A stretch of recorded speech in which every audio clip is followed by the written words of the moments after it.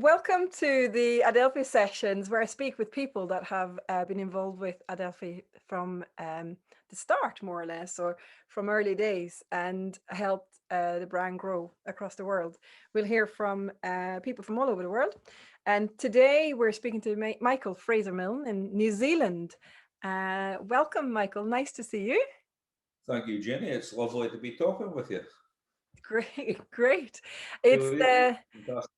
It's 7 o'clock here, and I think you said it's 8 o'clock at your place, or 8:15. Yeah, about 8:15 or something like that. Yeah, something like that. Yeah. So nice wet morning, and we were after some. It's summer here, of course, so we've been after some rain. It's been quite dry, so we've had fantastic rain overnight. So we're feeling quite good this morning. So the rain really suits you now because you've had a well, we've had dry weather for quite some time, so it was getting to the stage where we really needed some rain. So it's always a worry in New Zealand when it gets a bit dry. So we're very, very happy this morning. I can imagine. Whereabouts in New Zealand are you? In Canterbury, which is the middle of the South Island. The business is based in Christchurch. Christchurch. But where are you from? You don't have a New Zealand accent. You're from somewhere else. I'm from Banffshire, or what's now Murrayshire. I was born and bred there, and spent all my formative years in my young life there, and came out to New Zealand when I was about 25. Oh wow! 26 actually. And I am very proud of being from Scotland and my part of Scotland. Yeah, a beautiful part of Scotland. That coast up there is fantastic. You've got Glassab, which is one of my I love that distillery. Yeah. Don't tell everybody. I want everyone wandering up there. Keep it a secret, a bit like Arden American. That's right. Oh wow! And what made you go to New Zealand? Well, we travelled a fair bit after we got married, and my wife's from New Zealand, although we didn't meet here. And we were living in Scotland, but it was the 80s, and things weren't great, to be honest. And I wanted to go farming initially, so New Zealand, is a land of opportunity for farming. So we came over, and that's what we did, and morphed into whiskey. So yeah. Yeah, you say that. And is that just something that happened due to you being Scottish, or was there always an interest? No, I can't really say anything deep interest-wise. It was more about, I started a tour company, and I used to go back to Scotland a lot, for months, a year, taking guided tours around Scotland, mostly golf and whiskey. Oh. And my father had been a seed and grain merchant, and he'd always had a wee bit to do with whiskey as well. He used to do a bit of cask swapping, and I mean, in the 50s, 60s, there was a lot of barter, I suppose. There wasn't a lot of money about, and distilleries still did a lot of their own malting then. And my father used to sell malted barley to them, so I was quite familiar with everything about it. And I mean, there was local distilleries such as Glendronach and Knockdhu and that sort of thing. So spent time there, and I even did little bits of work there on the weekends and stuff, cleaning out the cooperages and things like that. So I was very familiar with it. And then the whiskey tourism thing, I got more interested. And then someone actually, what started all was, somebody said to me, I was involved in a pipe band, and someone said to me, "Oh, we're having a wedding. We can't get this whiskey." And I said, "Well, how hard can it be to get a whiskey? I mean, there's plenty of it." Yeah. It turned out it wasn't that easy to get, but we've got, I think, 4 or 5 cases for this wedding. And then someone else had another wedding, and they wanted whiskey for the wedding. And then the pipe band wanted to celebrate some event or some anniversary, and they wanted a special bottling, so I was the go-to person by this stage. And anyway, it just went from there. And that's how it happened. A hobby gone bad.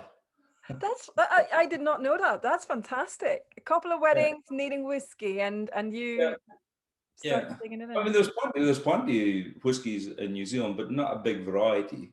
No. And he was after a particular one. I was trying to remember what it is now. I can't remember.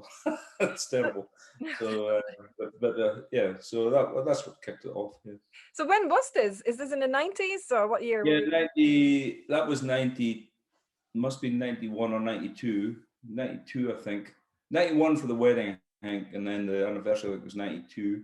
Oh. And then by Christmas 92, we had started importing a few pallets, very small amounts. I mean, tiny amounts. I can remember one pallet arriving with 10 cases of whiskey on it, and I was so excited. That was a big order. And we used to keep them in the wool shed, you know, which in those days was just open and there was no locks on it or anything. So yeah, that's how it started. And did the whiskey just get put on a boat and then take, I don't know how many weeks? Yeah. It's about 60 days normally to get stuff from organizer to get here. It's a bit longer at the moment, but yeah, and then we get here and it grew, and then eventually we managed to get a couple of good brands, and we're wholesalers then, we didn't have a retail business at all, and one of them proved particularly popular, and then we thought, well, this is actually a business, we could make this into a business. And then it got to the stage where the whiskey was interfering with actually a real business, and we had to make a decision whether to sort of give it away and get on with what we were doing, or maybe go further with it. It was such good fun and such interesting people, both the whiskey connoisseurs or the whiskey public, people would deal with, but also the people who make it and supply it and that, I mean, by that stage we were quite enthralled with the whole thing, really. Yeah, quite enthralled. That's fantastic. I had no idea that's how it all started for you, and I like that. I'll tell you a wee story, actually. So we had this. I used to do tastings and occasional tastings in the 90s, and I did one at a place called the Methven Summer School, which is not far from where we live. And anyway, one of the people there that night said to me, "That's a very nice whiskey. I don't know where I can get it." And I said, "Oh, I've got plenty of it in the woolshed, And he said, "Oh," and he was an Englishman. He was over here on holiday, and he'd been fishing. So next day they came in by with his fishing guide, and the fishing guide, they came in for a cup of tea, and they got this whiskey. He wanted to give it to people as gifts who'd been nice to him when he'd been here, you see. And that was all good. And as I was leaving, the fishing guide said to me, he said, "Do you have a license?" And I said, "A license?" And I said, No, I don't. He said, "Oh," he said, "Well, have a wee think about that." And he handed me his card. So fish guiding was his part-time job. His card was actually the local liquor licensing officer. Busted! So that sort of pushed us into the, we better get a wee bit more serious about this. Yeah, so we have to pay a bit of attention to it. So, but a very New Zealand thing to happen, So that is nice. So funny. And I love how you refer to the woolshed, which I think there are plenty of pubs definitely in Australia, but I'm sure in New Zealand as well, called the woolshed. Oh, funny. No, the woolshed was just a convenient spot to store all the stuff at the time. We've got a proper warehouse and all that now, but at the time, the name, Whiskey Galore. Aye. It was that. Well, Well, I always like the name because it's two words in the English language from the Gaelic language. So both words are from the Gaelic. And people don't even realize they're using them all the time, So I just like the fact that every time someone said it, they were, taking it from the Gaelic. And also, of course, the film, and of course, it means what it says. So yeah, we just thought it was a nice play on words, and it seems to have worked nicely. Yeah. Brilliant name, great name. Galore. I didn't know Galore was a Gaelic. It is. Yeah. Or corrupted into an English form, but yeah. Definitely. Yeah.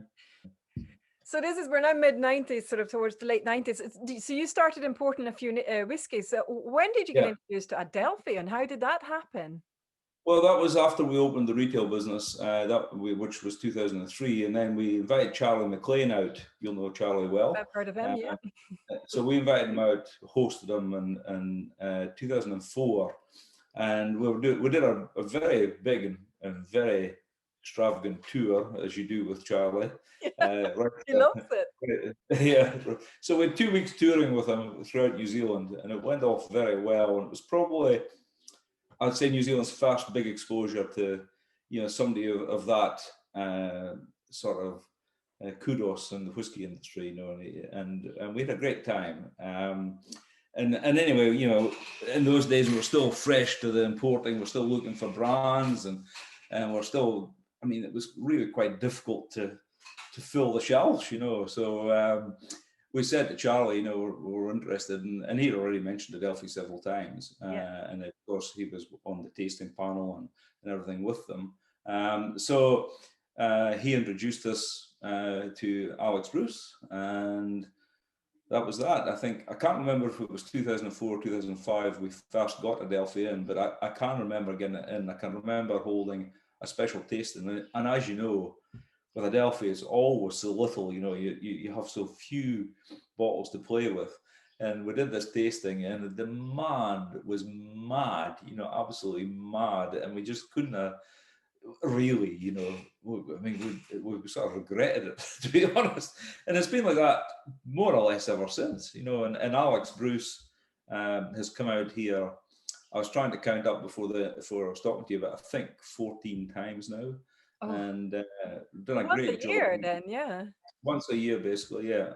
And of course, last year, he was out last year for Dramfest, actually. And then Connell, who, your sales director, he worked for us for a while in New Zealand before he went home to Scotland, and that's been a nice relationship too.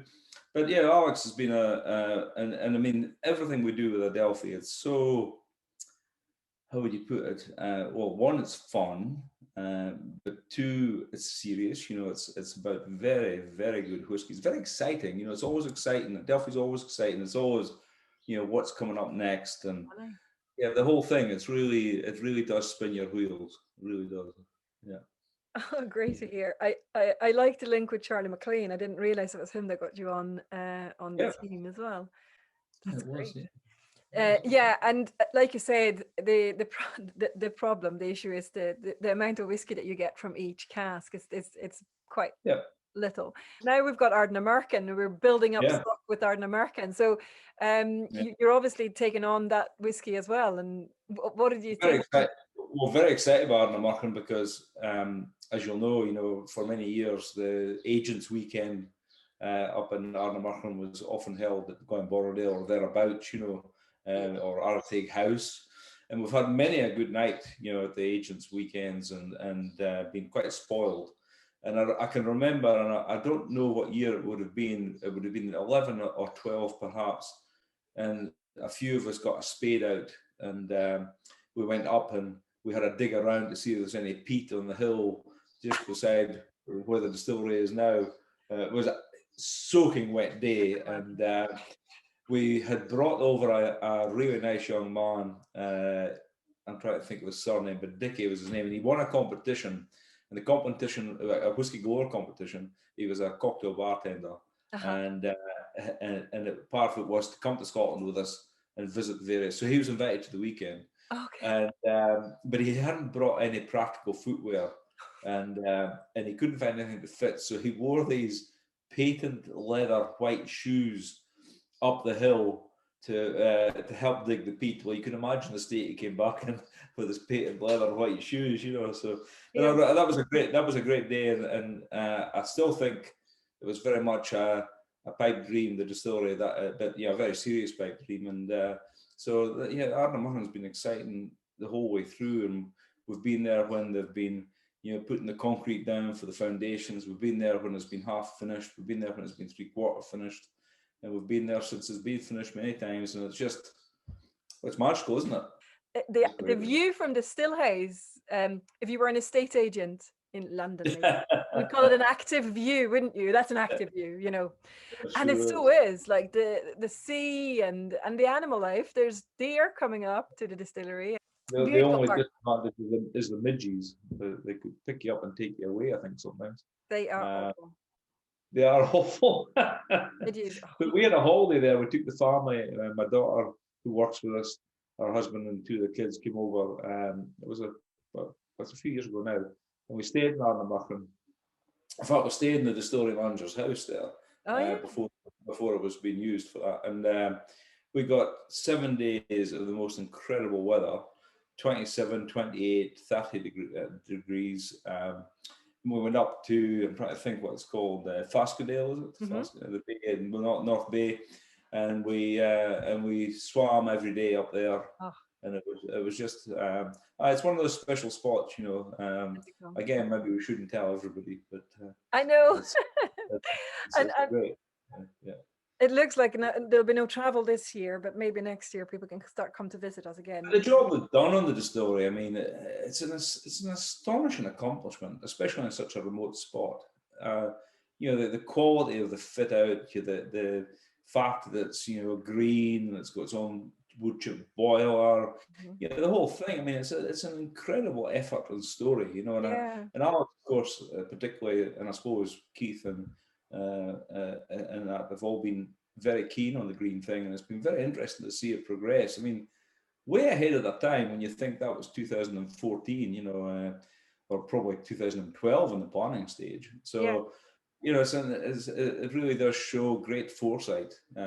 Absolutely. Very, very exciting. The way Alex puts it as well a bit is just they didn't have any choice as such because of that road to go there. If the ferry is broken down, you do need to be able to rely on your circular economy that you have on that peninsula, and that works. If we don't have wood chip, we can't distill. It's as simple as that. That's just, but it's never happened, touch wood. But you know, we are reliant on our neighbors to supply the wood chip, and beautiful. I'm so chuffed to be part of it now. I'm delighted. Well, it's showing the way forward in a lot of ways, you know, and I like that too, the foresight of the company, and you know, and then the packaging when it came out, you know, all the forethought gone into that as well when it arrived.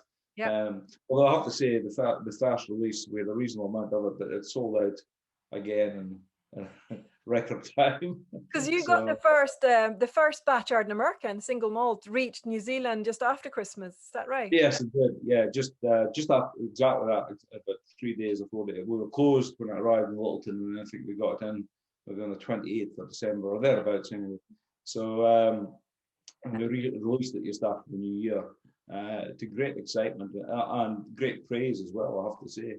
You know, so the enthusiasm is there. You know, and for a country like New Zealand, so I'm just sort of, if you're trying to understand really, New Zealand is on the other side of the world. There's a brand new Scottish whiskey and it doesn't even sit on your shelf. It sells out straight away. But that's thanks to your brand building as well, and your Adelphi connection obviously helps as well. They know Alex, they know of the Alex, Alex has been down here, you know, as we said, 14 times, whatever, and again, that's foresight, you know, seeing that they have to have a connection, and I think that's the real crux of maybe the whiskey industry, Scotch whiskey industry in general, but particularly Adelphi and a few companies like it, that they are a family-based company, and you have that personal connection, and we always say that's the most important connection. You know, if you haven't got someone to have a dram with, you don't have much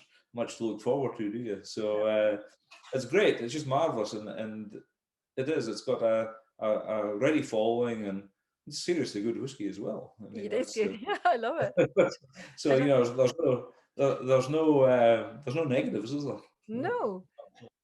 It's, again, you know, I've been in industry since about 2004, 2005, and New Zealand always, I can't, I mean, you can't put a timeline, sorry, on it, but they were always quite skilled and knowledgeable on the whiskey, on single malt whiskey and on independent bottling, because not all markets grasp the concept of independent bottling.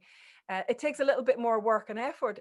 It seems to me like New Zealand, and I don't know if it's because of the strong Scottish connections there is, maybe like with yourself as one of the educators over there, but New Zealand whiskey clubs were, you know, up there with almost the Scandinavians, and you get the German and the Dutch. They're so skilled and knowledgeable on whiskey.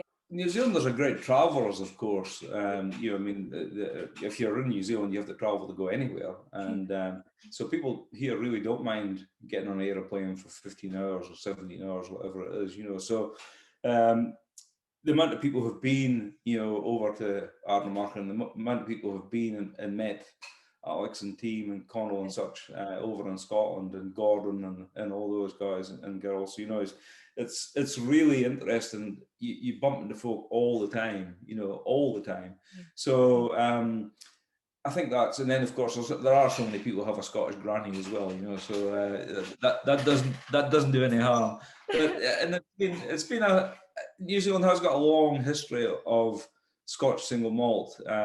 We found an advert from, I can't remember the year, I think about 1870 for Ardbeg in the bottle or by the cask, you know, in a very remote community in the North Island. It would have been a milling town at the time. There's virtually nothing there now, but you know, so that's 1870, and between 1890 and 1920, there are numerous references to single malt, which I think was quite unusual even then. And then of course, if you go back to it changed a bit in the 60s and 70s, but it's back on track, has been for 20 years here, and lots of enthusiasts, as you say, whisky clubs and groups and individuals and that. So it's great. It's really great. Yeah. And probably the best whiskey festival that part of the world. Every second year you've got Whiskey Fest. It's great. We've got a Dramfest down here. It is great, actually. Dramfest, sorry. Dramfest, yeah. But we'll look forward to you coming down to it one day. Hopefully all going well next year, and right at the end of February, beginning of March. So yeah, we're aiming for that. And that was the last time we saw Alex, actually, and Connell was at Dramfest in 2020. So 2022 is next one. You get people coming over from all over Scotland. You get all the distillery managers or yeah, we had 17 people from Scotland. I think 15 from Scotland and 1 or 2 from Ireland. I think there's an American and a Japanese as well.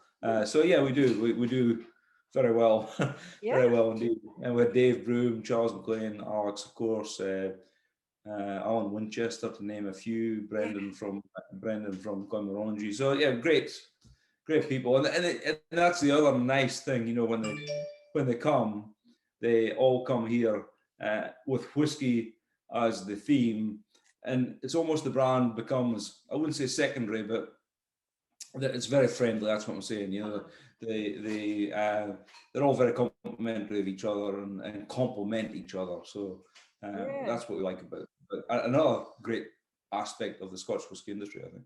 I think you're right. I feel that very much. So there's a camaraderie. We're supporting each other. It's nice. No, it's great. And people are always keen on from other distilleries. If we have a release coming out, there'll be messages coming from our colleagues in other distilleries. Oh, can we try your whiskey? And genuine feedback. It's great. It is a very unusual industry. When competitors mix like that. But it has a good history here. Remember when John Grant was out, and George was out for Dramfest as well, and I can remember him saying how, you know, some of their contacts go back to the 70s as far as, you know, serious amounts of whiskey go, you know, and of course they've been dealing in New Zealand far before that. But you know, and Alex, I think, has got a connection to ushers, if I remember correctly. And you know, we found quite a bit of ushers treasure in New Zealand, you know, in regards to jugs and old bottles and different bits and pieces. So Dramfest, when did that start? 2007, and we had an interruption in 2011. In fact, Alex was involved in the interruption, and we had an earthquake. Yeah. And he had just arrived. He wasn't actually arrived for Dramfest was that week. I think it was a Tuesday from memory. And strangely, he ended up coming from Japan to New Zealand, and he was going that same day back up to Sydney. I think it was Sydney, Australia anyway, to do a couple of tastings before Dramfest. But anyway, he never got there. We were having lunch, and the earthquake hit, and the rest, as I say, is history. So poor old Alex was stuck here for a fair while, and it wasn't a great experience, to be honest. No. But anyway, it's behind us now, and we're still here, and thankfully everybody we know are still here. So no, it was it was an experience for us all, and for Alex and us, a shared experience. Another moment in Adelphi time that we'll remember. Yeah. So, yeah.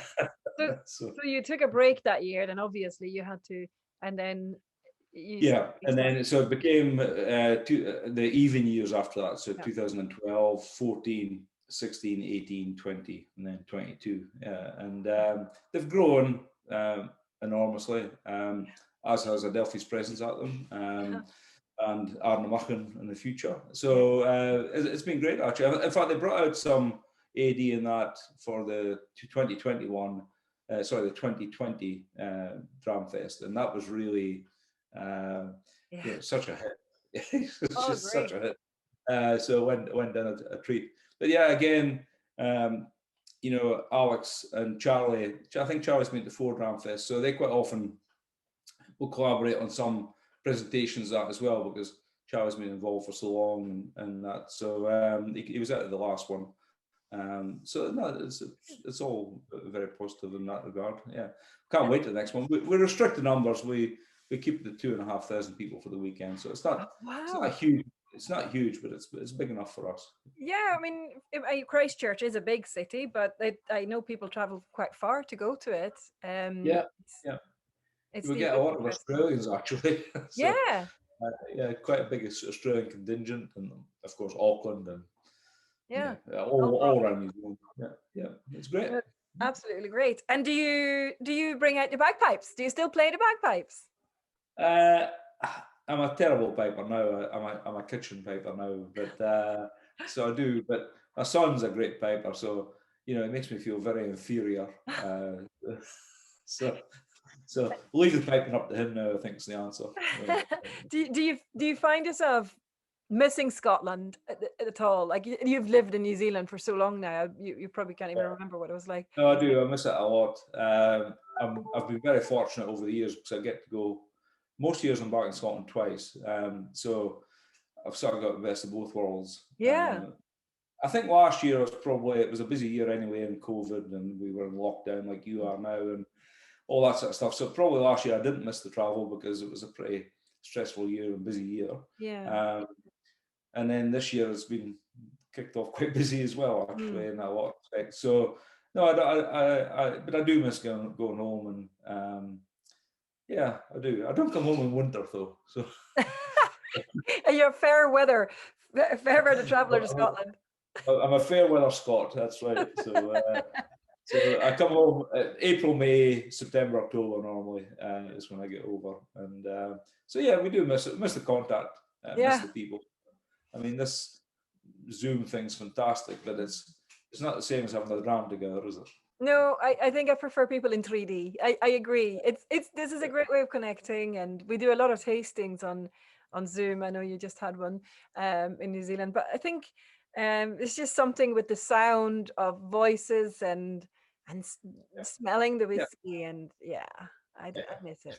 Getting together, getting together. So, and that's the thing that Alex and the team have always done so well. I mean, you do get together and you do enjoy each other's company, and to me that's the bottom line when it comes to whiskey, is having someone to share it with and enjoy company, So it's easy and it's relaxed, and that's right. It sounds good.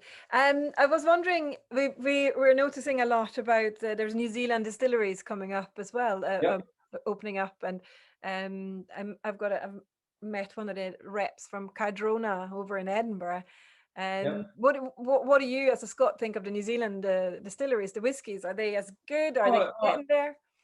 Oh, it's exciting. It's exciting, and there's 2 or 3 or more very exciting projects, including Cardrona, who are lovely people and doing a great job, and very serious distillery.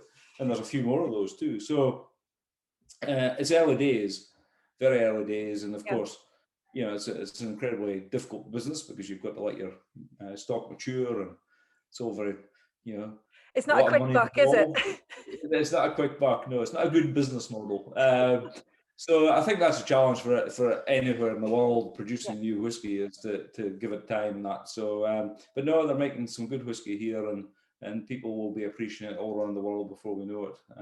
Do you know what you So should? no, We'll try and be friendly with those distilleries, because maybe we could have a couple of Adelphi bottlings over.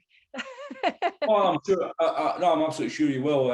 Alex has been to Cardrona a couple of times Yeah. now. So is Charlie, of course, Connell. So they're very familiar with and I think too in the very early days for quite a few of the distillers, the likes of the Adelphi team and maybe Anthony at Kilholman Yeah. and Spring, have all been very helpful, and they've all been over to visit to see what's happening with the newer distilleries and to Yeah. get some advice. So it's again, it's a very friendly industry, and it's a small whiskey world, So yeah, Very. it's good. It's good. So yeah, I think you'll be enjoying some New Zealand drams before you know it. Oh, lovely! Can't wait. Looking forward to it. So now you've got the importing side of the business, and you've got the shop and the wholesaler as well. So you've got the three tiers in one under Yeah, one roof. yeah. So we do the internet thing, the website, which Mhm. is very important, and then we have the physical shop, and then we have, as you say, the importing and distribution. Mhm. But we've also got a sort of, I suppose you'd classify it as an events side to the Oh wow! whole thing. Sorry, just knocked the camera. So Dram Fest being one of the events, Yeah. but we do about maybe 100 in a normal year, 100, 110, 120 tastings, dinners, Okay. presentations of various sorts all around New Zealand. And at the base in Christchurch, we've got what we call the House, which is our tasting room, and we have The this, house. the House, yeah. So which we have had to put underneath it in small writing, the meeting place, so people know what it means. So, but it's been very popular and very successful as well. So that's what we do, is sort of promote by doing tastings. It's the Yeah. easiest way, rather than Education. yeah, education. And again, it's great fun. You meet some absolutely tremendous people at these tastings from every possible walk of life. So again, it's quite exciting. Yeah. It's all very positive. Yeah, No, that's very good. great. And it's a family business, am I right? So it's yourself, Yep, and yep. do your children work in the business now as well? So Stella is the managing director, and I'm a director, and then our daughter Siona is a director, and the two other children are directors. But they don't. They've both got their own careers, Finlay and Tara at the moment, and maybe that will continue on. But they contribute to the board very well. And then we've got, I was trying to think, a team of I think 11 or 10 Oh people. wow, big team. And a very good team. We're very proud of them. They're few Scots in there to Yes. keep it interesting. But yeah, we've got someone from Colombia works for us, and of course many Kiwis.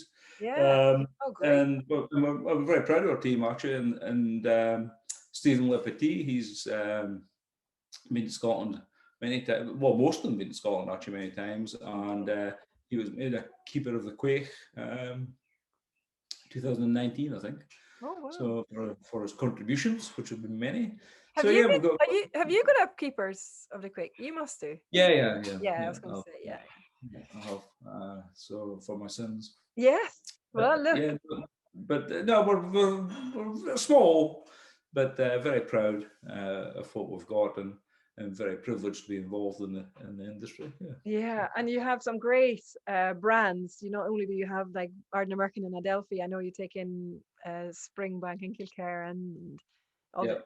Yeah, Yeah, really we're very useful. again, we're very privileged. We deal with a couple of big companies, but and they're very good to deal with, very professional. But we do enjoy some of the smaller players, and that there's again a very personal connection. So Kilholman and Springbank and Yeah. various others to name a few, but and Ben Romick and yeah, and the independent bottling thing for us is they're the sort of heroes of the whiskey industry, because if you think about them, Kane Hayes, Gordon MacPhail, Adelphi, etc., they were all doing this when no one was really that interested in single malt whiskey. So they've kept the candle going. They've kept it burning while while everyone was drinking blends, you know, and there's nothing wrong with blends either. They're perfectly good. In fact, Adelphi Private Stock's a great blend, you know.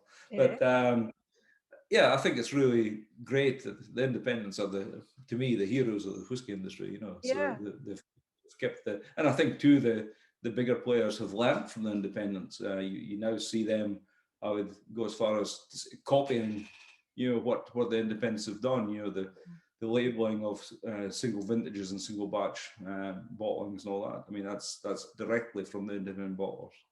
Yeah, and they tend to be cask strength, which is something that's becoming more and more popular. And that, there's a lot of education that has to go into that as well.